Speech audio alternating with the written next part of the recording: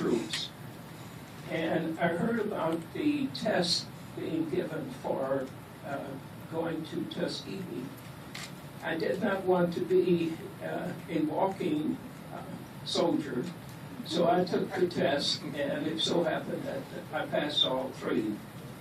And that is for pilot, bombardier, and navigator. And that's important for what I'm going to tell you later.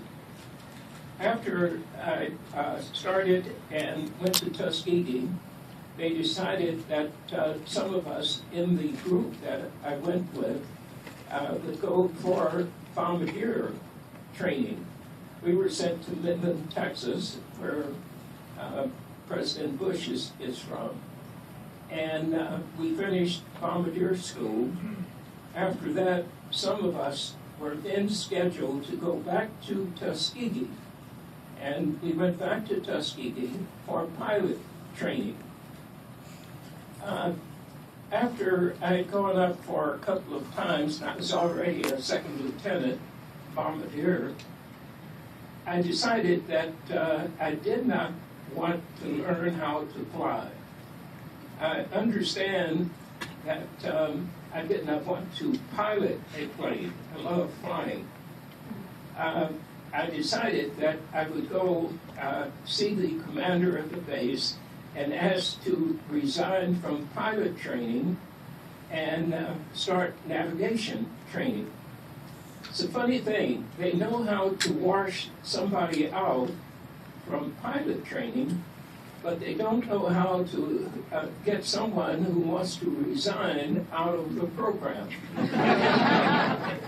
I had gotten married to my college sweetheart, and she was in Washington, D.C., working in the Pentagon. You know, she was one of the first, her unit was one of the first ones to move into the Pentagon before it was finished. So, since we were married and I didn't have anything to do on the base at Tuskegee, I told the fellows that I'm going to Washington, and if something happens, just give me a call. So I took off and went to Washington, and the funny thing, went to the Pentagon. Now here I am in officer's clothes, walking up WOL, walking all through the Pentagon building, and no one said one word to me, didn't want identification or papers or anything like that. After I returned to Tuskegee, I told the fellows to call me if something happened. And after I returned, they decided to send me to Godman Field. Godman Field was a training post. And, excuse me, while we were there, there were so many fellows being sent to the Godman Field. It was a smaller field. They decided to transfer us to Freeman Field, Indiana. Freeman Field, Indiana, the commander of the post was a Southern racist. And when the fellows wanted to enter the officers club, there were 171 of us black officers. And incidentally, I heard someone say Black History Week. It originally was Negro History Week. So, but at any rate, we transferred to Freeman Field, where they had a larger field and the training could be better. And the commander of the base had instructed us that the black officers were all trainees. There were 171 of us, and that we could not use the white officers club. We decided that we were going to use it, and 101 of us refused to sign a statement that we acknowledge that the officers club is for senior white officers, they had put white in there, but senior officers, and we were all trainees, even though some of the fellows, there was a captain among our group, there were first lieutenants, and a lot of second lieutenants.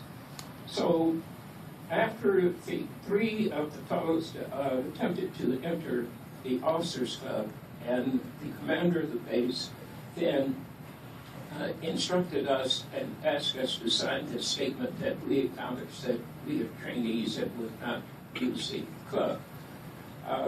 We were sent back to Godman Field from Freeman Field, and we were incarcerated or confined to quarters.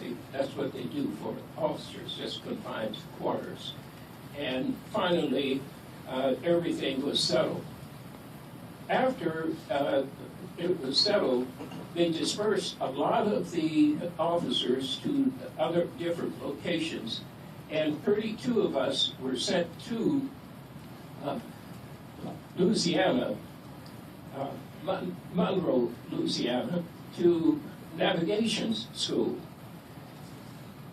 During the time that we were there, President Truman determined that he was going to drop the atomic bomb. He was going to authorize the dropping of the atomic bomb in Japan. And when that happened, it was 60 days after he authorized the dropping, and it was announced that they put my entire navigation class, we had all been at Freeman Field. They put our entire class out of the service.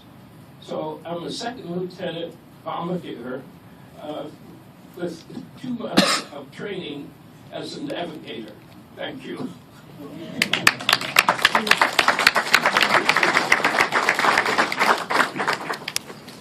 Good morning. Good morning. If I get too quiet, just raise your hand and I'll move this mic a little closer. I'm Jerry T. Hodges, Jr., presently chairman of the Tuskegee Airmen Scholarship Foundation. Just a few words about it.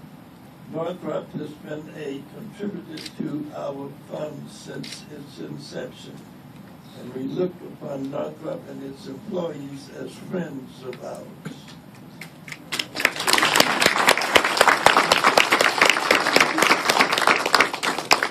I'm a native of Arkansas, Heth, H-E-T-H. At one time, you could buy a train station, a ticket to that station, which is between Forest City, Arkansas, and Memphis, Tennessee. Later on, after I got about 9 or 10 years old, it wasn't enough traffic, so they decided to sell the train station. My father bought it and built our home with the timbers that he had taken out of the train station. Early on, my parents believed in education, and at that time, the better schools were in Tennessee and Memphis, much better than the elementary schools in Arkansas and in that rural area in which I lived. There, you would have probably 6 months